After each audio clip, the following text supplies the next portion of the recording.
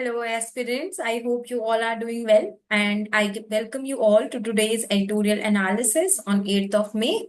So, today we will be discussing important editorials from The Hindu and Indian Express, where I bring them in a concise manner, dividing them into certain dimensions, etc.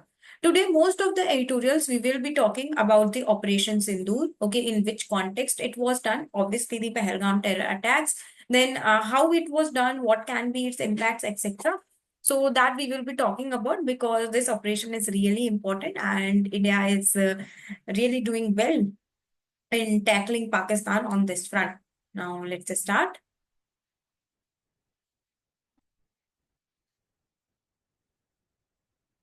So this first editorial, it is from The Hindu, which is talking about like India's actions, what India has done. We have carried out precise military strikes. Okay, we have targeted the terrorist sites, 9 terrorist sites that we have targeted, especially in Mudarke, Bahawalpur, etc., which is known as the heartland of Pakistan. These terrorists reside over there. So we have targeted over there. Now it is talking about what should be the strategy ahead for India. Okay, how we should be prepared for further if Pakistan takes any action.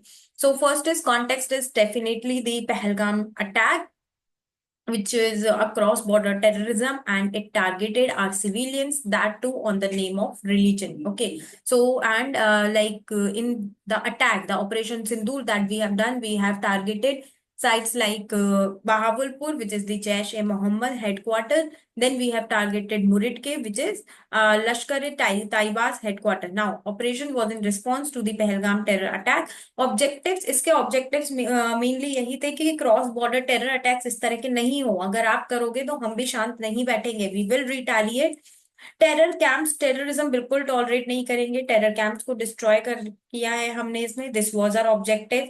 ठीक है, फिर हमने देखा कि जो strikes हैं वो measured रहे, नॉन एस्केलेटरी रहे एंड रिस्पॉन्सिबल रहे। दैट इज वी आर, हम सिविलियंस को नहीं टारगेट कर रहे हैं, हम टेररिस्ट को टारगेट कर रहे हैं। But on the other hand अगर आप देखेंगे तो पूछ वगैरह में the Pakistan army they are targeting are civilians. Okay, then historically अगर हम देखें तो इस तरह का पहले जब पुलवामा अटैक हुआ था तो हमने बालाकोट एयर स्ट्राइक की थी। करंट ऑपरेशन ऑल्सो रिफ्लेक्ट्स एक शार्पर और रेजोल्यूट रिस्पॉन्स ये दिखा रहा है। ठीक है, ये काफी ज्यादा सिग्निफिकेंट है। Political heartland of Pakistan, Pakistan का काफी ज्यादा रोल है टेररिज्म में। ओके, ये इन सब टेररिस्ट फंडिंग करता है, उनको वेपन्स देता है, उनको सपोर्ट कर रहा है, अपनी सॉइल पे उनको काम करने दे रहा है। सो पाकिस्तान डज, पहले भी अगर हम देखें तो Osama bin Laden was also there, तो दैट इज देयर। ठीक है, देन इंडिया का स्ट्रैटेजिक शिफ्ट है। पहले ऐसा होता था कि हम रीस्ट्रेन मेंटेन करते थे, ठीक है, शांति शांति भाई, सुधरेगा सुधरेगा, but like Pakistan is not ready to reform itself, वो नहीं मानने को तैयार है। So that is why this time हमारा एक स्ट्रैटेजिक शिफ्ट है, जहां पर आप कुछ भी करोगे तो हम डबल अटैक करेंगे। पॉलिसी शिफ्ट है from restrain to calibrated retaliation. India का गोल सिर्फ इमीडिएट रिटेलिएशन नहीं है, लॉन्ग टर्म डेटरेंस है, क्योंकि हमने टेरर कैंप्स को ही अटैक कर दिया। तो लॉन्ग टर्म में हम देख रहे हैं कि टेररिज्म लाइक फ्लरिश ना कर पाए। इंटरनेशनल इम्प्लीकेशंस, ग्लोबल पावर्स से सपोर्ट ले रहे हैं हम ताकि पाकिस्तान को प्रेशराइज किया जाए। इंटरनेशनल लीवरेज की जरूरत है ताकि पाकिस्तान रिस्पॉन्सिबली एक्ट करे, और ग्लोबल कम्युनिटी का रोल इस वक्त बहुत इंपॉर्टेंट है in combating terror centuries. Domestic considerations, तो टेररिस्ट जो थे they were trying to disturb normalcy, जो कि कश्मीर में अभी आ रही थी, वहां पर वोटर टर्नआउट इंक्रीज हो रहा था, टूरिज्म बूस्ट हो रहा था, इकोनॉमी बूस्ट हो रही थी, एंड वो ये चीज नहीं देख सकते थे। So they were trying to disturb the normalcy and provoke communal unrest. But India stood united against this, ना तो हमारे कम्युनल अनरेस्ट हुआ, और ठीक है थोड़ा बहुत कुछ दिन का डिस्टर्बेंस है, but it will be fine सून।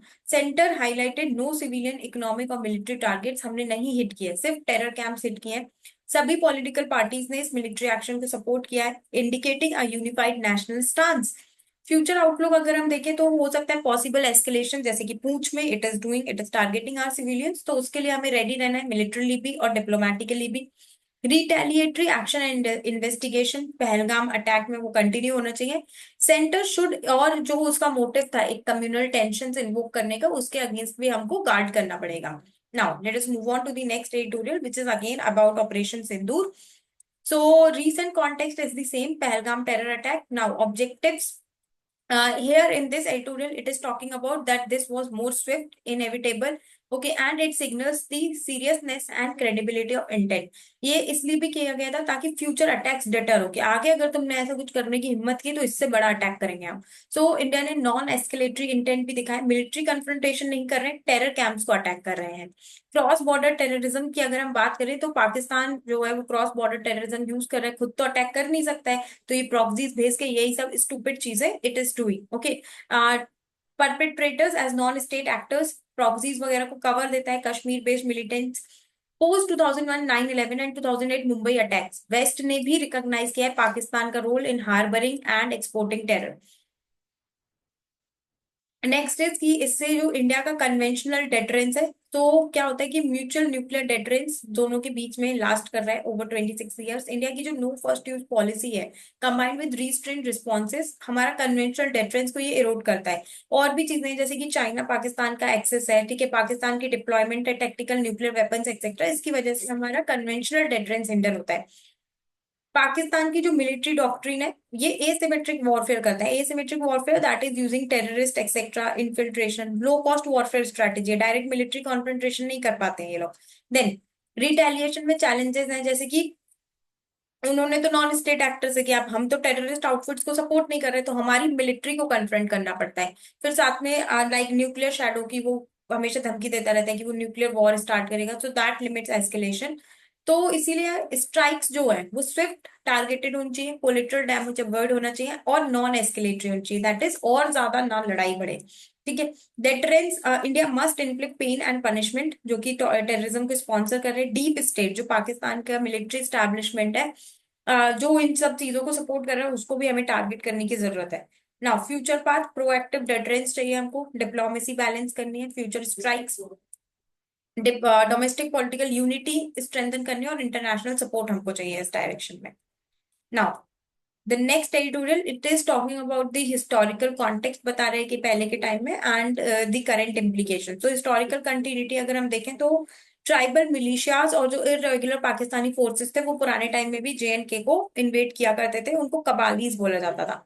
1965 में पाकिस्तान ने ऑपरेशन गिब्राल्टर इनिशिएट किया using local Kashmiris as mujahids for insurgency. ठीक है, दिस एडिटोरियल इज आर्ग्यूइंग कि पहलगाम और ऑपरेशन सिंदूर एक शिफ्ट मार्क कर रहे हैं, these actors will now be remember not as freedom fighters but as terrorist. इस सिग्निफिकेंस क्या है, तो प्रिसीजन स्ट्राइक्स है, डायरेक्ट रिस्पॉन्स है, तो आगे से मतलब आगे लॉन्ग टर्म डेटरेंस भी है और अभी के लिए भी हमने अपना रिवेंज लिया है। ये एक बता रहे हैं like we are, it is underlying a transformative shift. ठीक है, इंडिया ने डिसोसिएट किया है कश्मीर को from terrorism, it is Pakistan that is involve in terrorism. For the first time clear distinction is being made between Kashmiri political issues and terrorism. This reframing has strategic implications including how the international community views the situation। Nuclear risk भी हो सकता है क्योंकि दोनों nuclear powers हैं। Okay, then UN secretary general और major powers ने restrain के लिए बोला है। एडिटोरियल एम्फसाइज करता है calibrated nature of India's operation. Now India की जो फोर्सेज है उन्होंने स्टैंड ऑफ वेपन्स यूज किए हैं, एलओसी को हमने क्रॉस नहीं किया है, स्टेटस को हमने मेंटेन किया है। ओके, टेररिस्ट इंफ्रास्ट्रक्चर को टारगेट किया है हमने, कोई भी ऐसी like we have not started a military confrontation etcetera. This help avoid escalation and legally justify the action as counter terrorism not aggression. अगर इसके डिप्लोमेटिक इंप्लीकेशंस की बात करें तो इंडिया की क्रेडिबिलिटी बढ़ाएगा क्योंकि हम टेररिज्म के अगेंस्ट लड़ रहे हैं। इट ऑल्सो कि इंडिया सक्सीड हुआ है in isolating Pakistan diplomatically by portraying it as a safe haven for terrorist. एक और एडिटोरियल है पहलगाम, हमारे ऑपरेशन सिंदूर पे ही, कि like it is talking about कि क्या जस्टिफिकेशन है। तो सबसे पहले जस्टिफिकेशन यही है, आपने आके हमारे सिविलियंस को मारा, ठीक है, तो हमें उन टेररिस्ट को टारगेट करना ही पड़ेगा। फुल फ्रीडम थी आर्म फोर्सेस को, जो करना है जैसे करना है करो, उनको अटैक करो, टारगेट टेररिस्ट और इनके इंफ्रास्ट्रक्चर को। स्ट्रैटेजिक रीस्ट्रेन था। Okay, this is again saying the same things. ठीक है, फिर ऑपरेशनल प्रिसीजन था, ब्रॉडर जियोपॉलिटिकल मैसेज भी दे रहे हैं हम कि हम टारगेट करेंगे asymmetric warfare, long term solution. Then broader regional context की अगर हम बात करें, references the broader arc of Islamic terrorism from Afghanistan to middle east. India की जो स्ट्राइक है वो एक ग्लोबल काउंटर टेरर एफर्ट की तरह देखा जा रहा है। Okay, and this is long term strategy, हमारी 3 पीस पे हमें फोकस करने की जरूरत है। प्रिडिक्टिव कैपेसिटी, ठीक है, मतलब टेक्नोलॉजी नहीं, सोशो पॉलिटिकल इंडिकेटर्स को समझने की जरूरत है। प्रिवेंटिव स्ट्रेटेजी, रेडिकलाइजेशन स्टॉप करना है। और preemptive action that is swiftly act करना है। डोमेस्टिक एंगेजमेंट करना है, build support in every village of Kashmir, ठीक है, advises against generalising Kashmiri population और लोकल एंगेजमेंट और डीरेडिकलाइजेशन पे हमको फोकस करना है। These are some of the long term implications, ठीक है, लॉन्ग टर्म स्ट्रैटेजी।